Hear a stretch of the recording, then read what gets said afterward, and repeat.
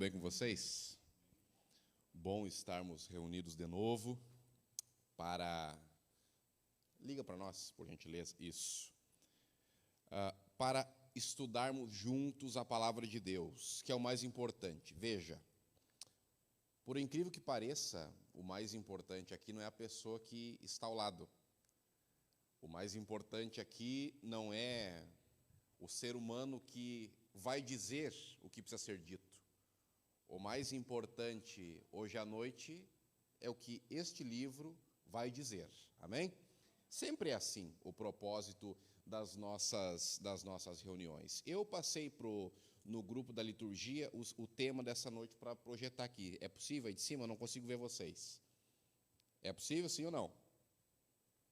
Tá bom. Se puder, coloca para nós aqui, porque vai ser muito importante. Para você que nos assiste de casa, não é? Você que acompanha a live, a nossa transmissão, muito boa noite, você é bem-vindo, você é bem-vinda, que bom que você está reservando esse tempo para ter, ainda que à distância, não é?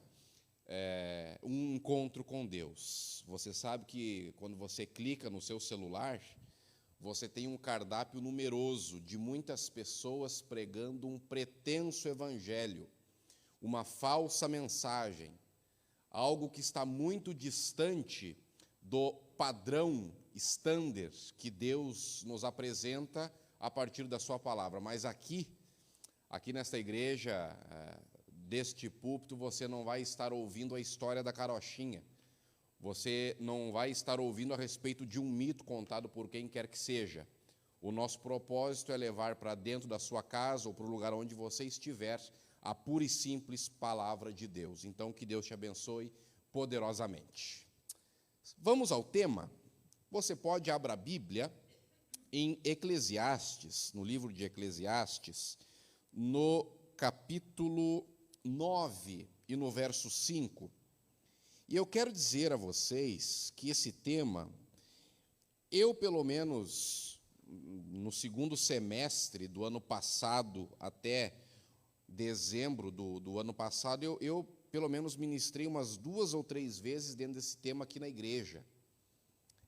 Mas devido à relevância e à importância e à dimensão que ele tem, é preciso que esse tema seja retomado inúmeras vezes, porque há muita desinformação no que se refere ao que vamos tratar hoje. Há muitas fake news sendo ditas, não é, no escopo desta temática, não é? Agora, para além de todas as teses, para além de todas as percepções das mais variadas correntes de pensamento existentes no mundo hoje a respeito desse tema, a Bíblia, a palavra de Deus, o próprio Deus, tem a sua orientação, tem a sua diretriz, tem o seu assim diz o Senhor a respeito do tema que está projetado, e você já sabe qual é: vida após a morte. E antes, porém, da leitura do texto, eu quero contextualizar. Passa para nós, por gentileza. Passa para nós. Você sabe... Não, volta um. Isso, deixa aí.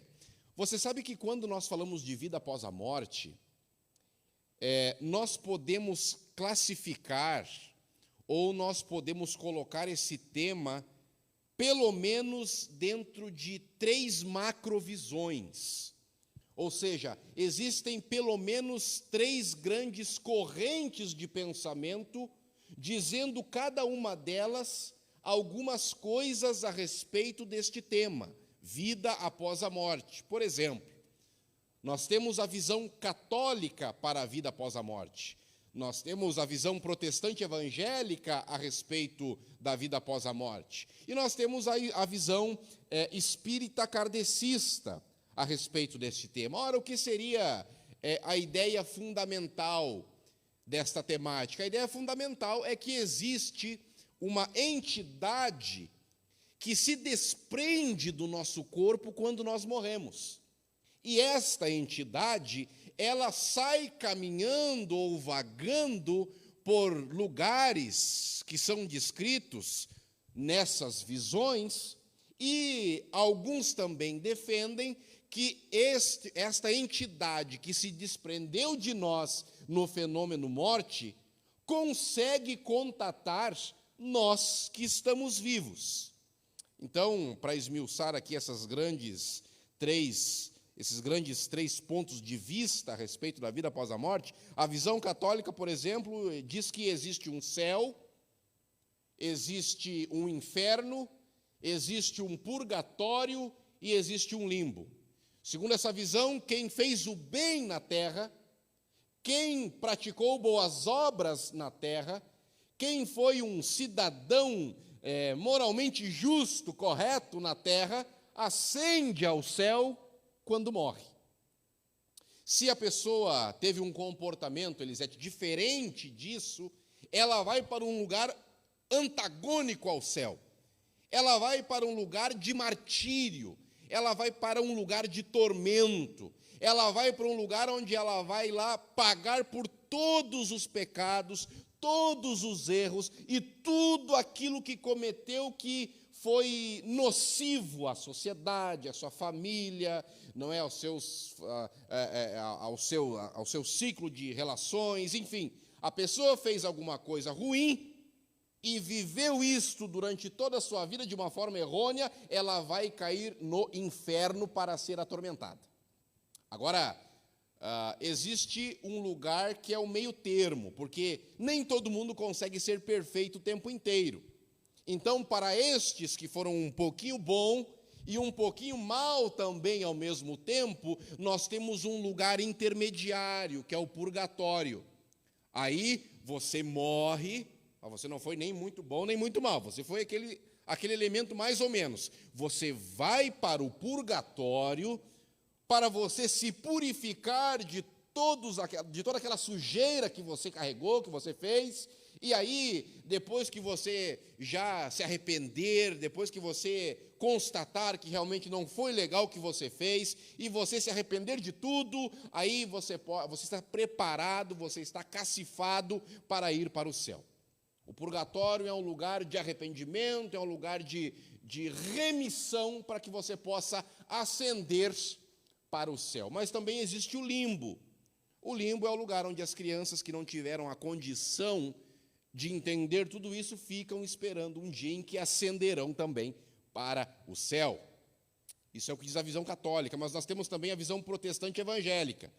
Na visão majoritária protestante evangélica, você tem apenas 2 lugares para ir. Fez o bem, andou com Deus, seguiu a regra de Deus, seguiu a conduta de Deus, morreu, está no céu. Fez o oposto a isso, se rebelou contra Deus, fez o que é mal, não foi um cidadão de bem, pois então você tem um passaporte garantido para o inferno, para o lago de fogo e enxofre, onde você será atormentado eternamente. É o que diz a visão protestante evangélica. Mas tem também a visão espírita kardecista. A visão espírita kardecista defende que quando você morre, muito obrigado, quando você morre, você tem o seu desencarne. E esse desencarne é um processo que acontece sucessivamente até você conseguir ascender ao maior grau possível, que são os mundos celestes. A visão espírita kardecista, ela faz uma subdivisão da nossa existência eterna em 5 mundos. São os mundos primitivos, de onde todos nós um dia viemos. Um dia eu e você éramos qualquer outra coisa em um outro lugar chamado mundo primitivo. Aí nós conseguimos ascender na classificação. Nós conseguimos progredir na prova. Nós conseguimos nos sair bem nesse mundo primitivo, e aí nós viemos para o mundo das expiações e provas, que é onde nós estamos hoje. Segundo a visão espírita kardecista, eu e você estamos agora participando do mundo das expiações e provas. Estamos aqui para nos cacifarmos, então, ou quem sabe não, para o próximo mundo, o próximo estágio, a próxima etapa, que são os mundos regeneradores. Se você se sair bem nos mundos, lá no mundo, para ser regenerado, os mundos regeneradores, para onde você teoricamente irá se fizer o bem aqui na terra, se fizer o bem aqui no plano das expiações e provas, uma vez ascendendo ao mundo dos regeneradores e se saindo bem lá, você vai para o mundo feliz, os mundos felizes. Nos mundos felizes não há mais problemas, não há mais choro, não tem doença, não tem nada. Você está feliz eternamente, até que você ascenda ao último nível possível, que são os mundos celestes, que é o mundo celeste, aonde você vai estar desfrutando da presença angelical, da presença da força maior, da presença de alguém superior. O problema é, nessa visão, é que você pode progredir ou regredir. Todos nascemos no mundo primitivo. Quem se saiu bem, vai para as expiações e provas, e aí nós estamos aqui hoje. Nos saindo bem, vamos para os mundos regeneradores. Tudo certo, ascendemos aos mundos felizes. Se alguma coisa der errado, você volta a você volta para os regeneradores. E se tudo der errado, você volta para o mundo das expiações e provas. E se você for muito mal na prova, você volta para os mundos primitivos. Daí vem a ideia da reencarnação. Você vai encarnando e reencarnando. Encarna, desencarna. Se for se saindo bem pelos seus méritos, você alcança um dia os mundos celestes. Caso isso não aconteça, você volta lá para os mundos primitivos. Em linhas gerais, o que se defende em todas estas grandes visões é que nós temos estágios a serem atingidos. Dependendo do nosso comportamento, nós progredimos ou regredimos. A pergunta que se estabelece agora, não é uma vez que você já viu as 3 macrovisões a respeito do tema, a pergunta que se estabelece é: será que a Bíblia endossa isso? Será que a Bíblia concorda com o postulado católico, com o postulado protestante evangélico e com o postulado espírita kardecista? E veja, para você que me assiste agora e não confessa a nossa fé, você que ainda nunca teve um estudo mais aprofundado, nós amamos todas as pessoas, independente da maneira como elas creem. Mas, para além do nosso amor para com todas as pessoas, nós temos, como já disse, um padrão que Deus estabelece. E nós queremos dialogar a respeito disso. Passa para nós. Agora sim, vamos ao texto. Eclesiastes 9. E aí nós vamos começar a destrinchar como os adventistas acreditam. Qual é o ponto de vista que nós defendemos? Como nós encaramos a questão da vida após a morte? Existe, de fato, uma entidade imaterial que se desprende do corpo quando a nossa jornada, a nossa caminhada na terra acaba? Será que existe um outro lugar possível aonde podemos ir para nos redimir dos nossos erros cometidos aqui? Será que pelos nossos próprios méritos nós conseguimos alcançar, quem sabe um dia, os mundos celestes que a visão espírita defende? Será que se nós fizermos todas as coisas erradas aqui, nós iremos para um lugar para ser atormentado pelo resto das nossas vidas?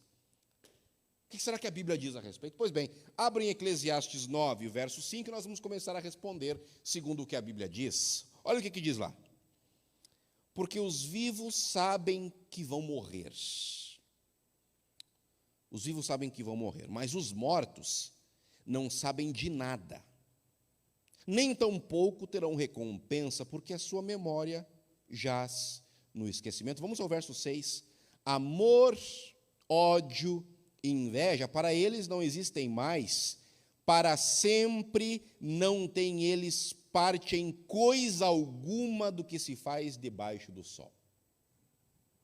Só este texto aqui já desconstrói todas aquelas narrativas que eu apresentei a vocês de forma inicial. Mas não acreditando apenas em um texto para dizer que você não pode criar toda uma doutrina com base em apenas um texto, eu pensei da Bíblia, Paulo, alguns textos que nos remetem exatamente convergindo com esse texto que nós lemos no início. Olha que interessante, textos-chave sobre a morte. A Bíblia diz que o homem é uma alma, e não diz que o homem tem uma alma. Faz diferença dizer que eu tenho algo e que eu sou algo, sim ou não? Se eu disser a vocês que eu tenho um automóvel, vocês viram, está estacionado aí. Agora, se eu chegar aqui e dizer, eu sou um automóvel, estarei dizendo uma verdade ou uma inverdade? Claro, uma mentira. Eu tenho um automóvel, eu não sou um automóvel. Então, a Bíblia não diz que o homem tem uma alma. A Bíblia diz que o homem é uma alma. É o pó da terra, mas o fôlego de vida sendo conectados por Deus, gerando uma alma vivente. E não colocando dentro daquilo que foi feito por Deus, algo que se chamaria supostamente alma. Nós somos alma, nós não temos alma. Compreendeu a diferença, sim ou não? Se compreendeu, diga amém. Graças a Deus. Então veja, há um outro texto, em Hebreus 9, 27, que fala assim, ao homem, nessa versão que eu peguei, o homem morre uma vez somente. Está lá. Você pode anotar depois, isso vai para as redes, você pode depois pegar texto por texto, você clica lá, vê essa mensagem de novo e você entra no texto e lê. O homem morre apenas uma só vez, nasceu, morreu. Depois disso, não tem essa história de ficar vivendo e morrendo, sucessivamente, até atingir um patamar elevado, como propõem os nossos irmãos espíritas kardecistas. Não existe isso na palavra de Deus. A Bíblia diz que a alma que pecar, esta morrerá. Você já viu alguém morrer? Várias pessoas. Você já perdeu alguém que te era importante? Todos nós já perdemos alguém para o fenômeno morte. E a alma que peca, esta morre. Olha, Eclesiastes 9, 5 diz, em resumo, que foi o texto que nós acabamos de ler, que os mortos não sabem nada. Aí alguém pode dizer assim, que aquele que morreu e fez o bem, ele está já na presença de Deus, louvando a Deus, ele já está desfrutando da presença angelical, ele já está diante do trono de Deus para adorar a Deus. Pois bem, a pessoa pode defender essa tese, mas a Bíblia não endossa. Olha o que a Bíblia diz. A Bíblia faz uma pergunta em Salmo 39.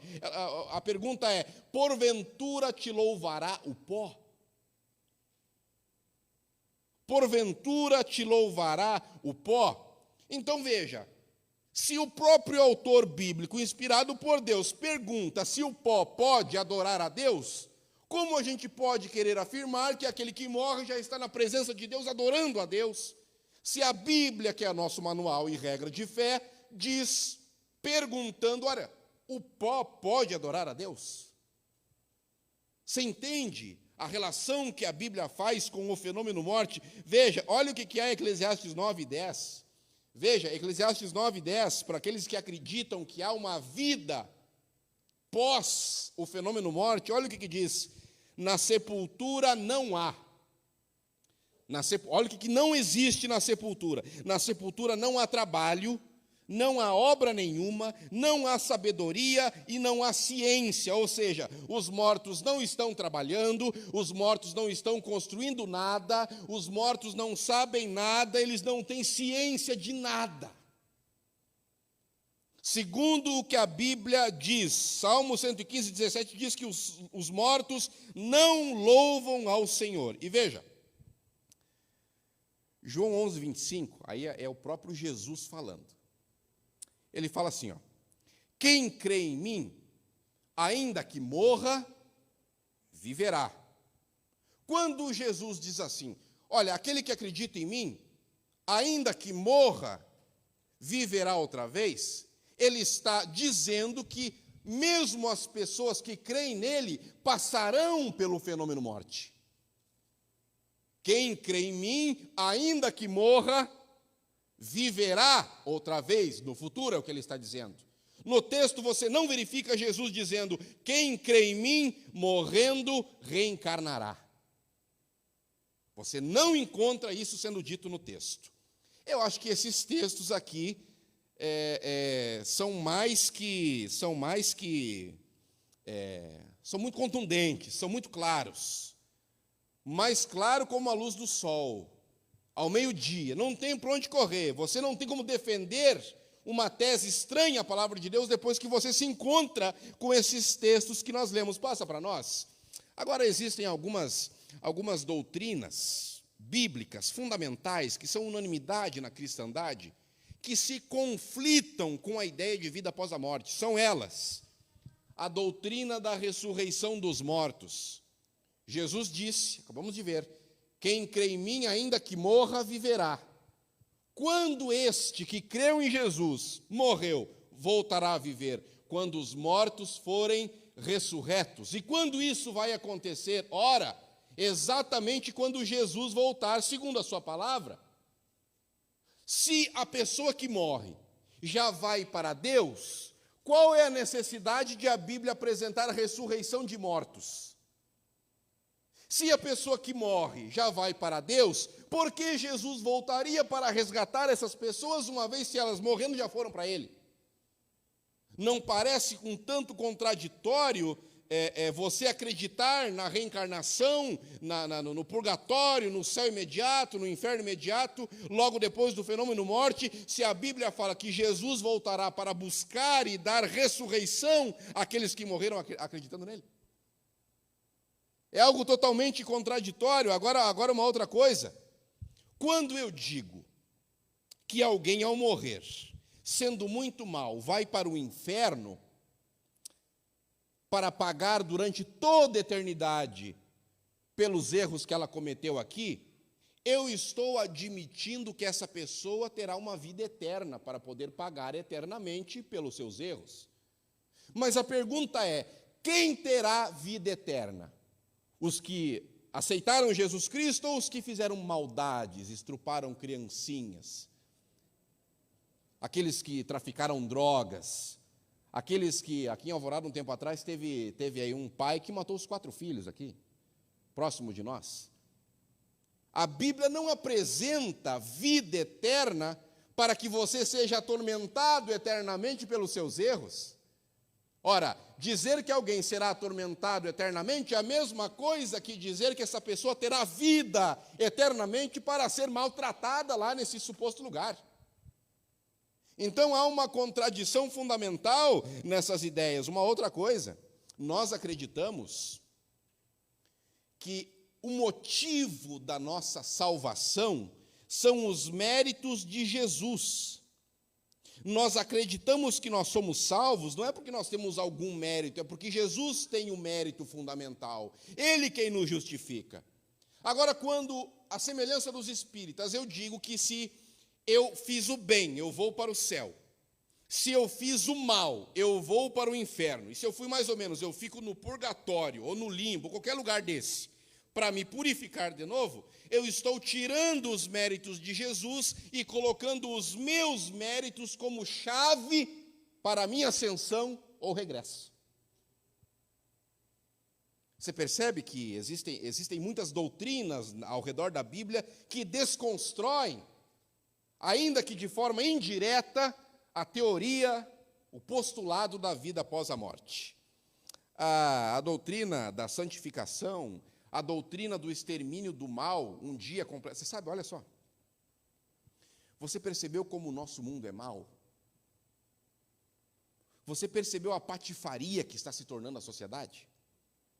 Outro dia eu vi uma postagem no Instagram de um professor que disse assim: olha, nem sempre manter relações sexuais com crianças é um problema. Está na postagem, o professor Nick Walker, Walker, alguma coisa assim. Outro dia eu trago aí a foto do elemento para vocês. Ele defendeu um professor da rede pública, lá do norte do Brasil. Ele disse: nem sempre manter relações sexuais com crianças é um desvio comportamental, um desvio de conduta. Você percebeu o momento de sociedade onde nós estamos inseridos? A minha pergunta é: você acha que Deus vai deixar uma pessoa que tem esse padrão de pensamento vivo eternamente? Não. Em nome de Jesus, eu quero declarar que esse tipo de gente, esse tipo de pensamento, esse tipo de conduta vai ser exterminado por Deus. É isso que vai acontecer.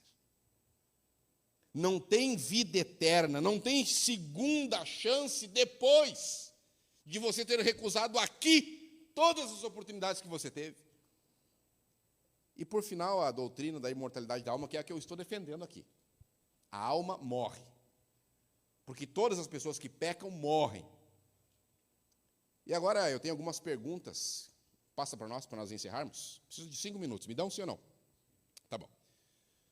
Se você fizer estas 5 perguntas, 5 não, tem mais, tem umas 10, mas vou deixar algumas aqui para vocês. Qualquer pessoa que defenda que a gente não morre depois que morre, tem algumas perguntas-chave que você pode fazer. Por exemplo, você lembra da história que um amigo de Jesus lá chamado Lázaro morreu, né? Você lembra disso, né? Você lembra da história? Veja, se Deus é amor, se Jesus é amor, e um amigo dele morreu, e se esse amigo dele, ao morrer, foi para o céu, por que Jesus chamou ele de volta do céu para a terra? Ora, Lázaro não morreu e não era amigo de Jesus, ô Paulo?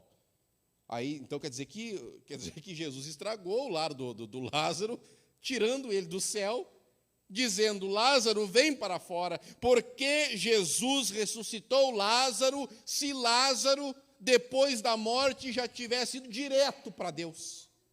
Será que um amigo de Jesus não iria direto para as mansões celestiais quando morresse? Sim ou não? É claro que sim, se essa fosse a realidade. Mas Jesus não olhou para o céu e disse, ei, Lázaro, volta para cá, vem cá, meu filho, vem cá, queridão. Não, ele não fez isso. Ele disse, Lázaro, vem para fora. Jesus não trouxe Lázaro do céu para a terra outra vez, porque seria uma injustiça com Lázaro. Sim ou não? É óbvio que sim. Uma outra pergunta que deve ser feita é, veja, é como já falei, se existe vida após a morte, por que Jesus voltaria para nos dar vida outra vez na ressurreição? Não teria sentido algum. Se eu morro e vou para o céu, ou para o inferno, e está tudo acabado ali, a volta de Jesus ela seria totalmente desnecessária. Veja, Paulo diz aos Tessalonicenses para não se lamentarem pelos que dormiam, e conclui dizendo para eles consolarem-se nestas palavras. Quais palavras? O contexto imediato do texto, se você ler depois lá, é ele falando sobre a volta de Jesus, sobre a ressurreição que aconteceria. Por que Paulo, ao consolar quem ele estava consolando, não disse assim, olha, não fiquem aflitos, não fiquem tristes, não deixe a lágrima escorrer, porque eles já estão num lugar melhor.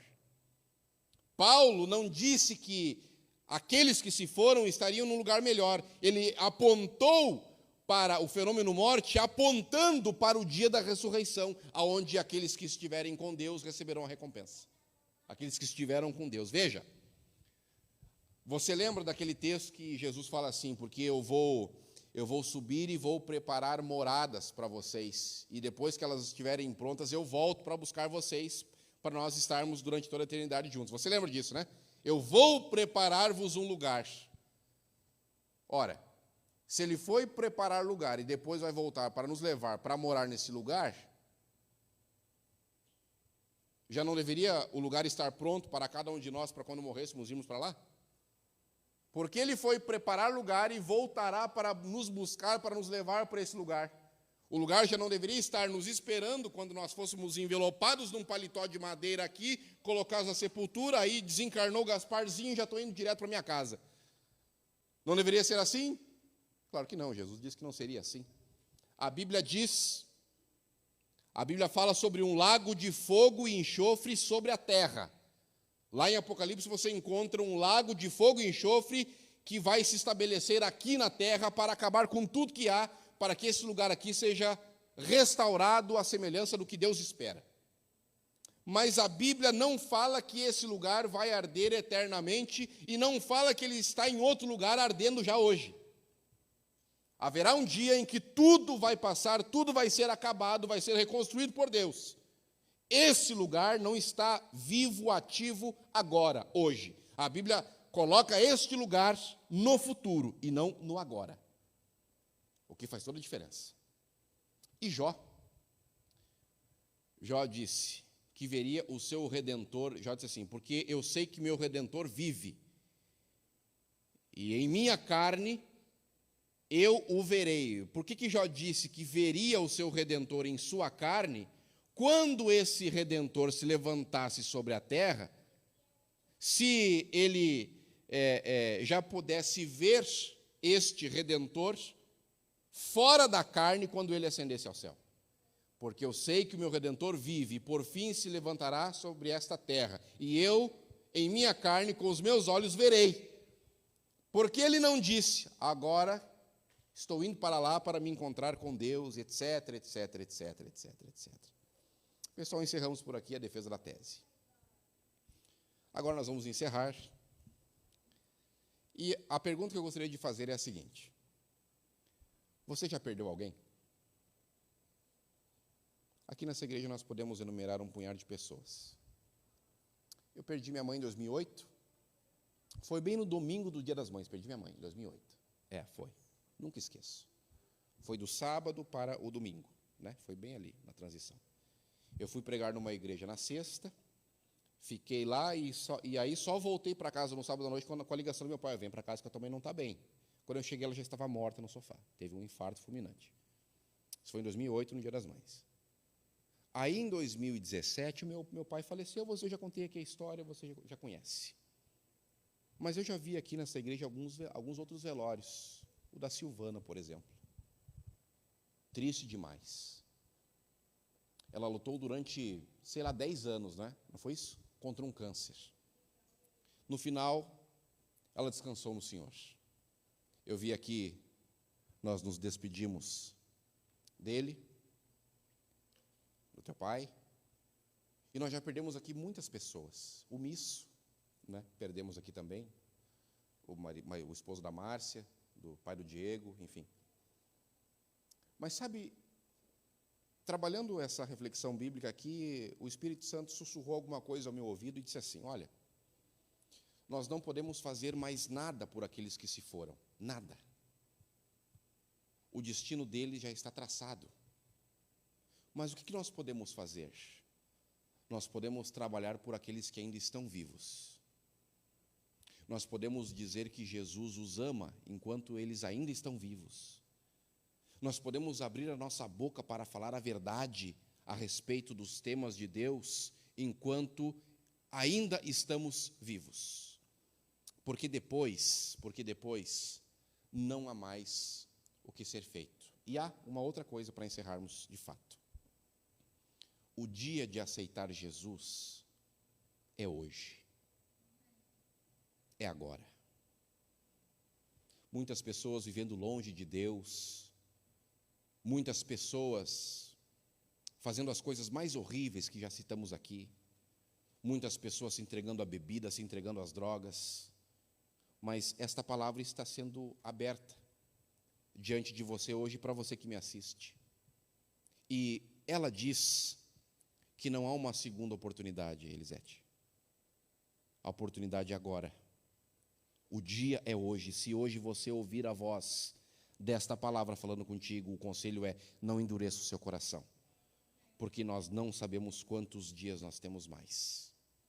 A pergunta é: o que você fará com o que você recebeu de informação nesta noite?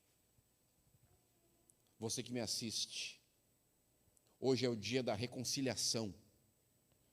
Hoje é o dia de fazer as pazes. Hoje é o dia de abrir a porta para que Jesus entre na sua casa, na sua família. Hoje é o dia de se arrependermos, largarmos, abandonarmos todos os nossos pecados. Hoje é o dia de dizer sim para Deus. A pergunta é: o que você fará? Em nome de Jesus, eu te convido para aceitá-lo enquanto ainda é tempo. Porque o dia dele se aproxima. O dia do juízo de Deus se aproxima. E para aqueles que o aceitarem hoje, o dia da vida eterna também se aproxima. Amém? Vamos encerrar a nossa reunião cantando lá no céu, Adoradores 1. E depois eu quero estar orando para que você, de fato, possa entregar a sua vida para Jesus enquanto ainda é tempo. Quem quer se entregar para Jesus nesta noite? Eu posso ver a sua mão erguida? Graças a Deus. O seu nome foi anotado lá no céu. E Deus vai te visitar ainda essa semana para tratar com você a respeito do dia em que você vai se entregar para Ele. Você não veio aqui me assistir, você não está aqui por causa de uma reunião, você está aqui por causa de Jesus. E se você quiser, Ele vai mudar a tua história, amém? Vamos cantar.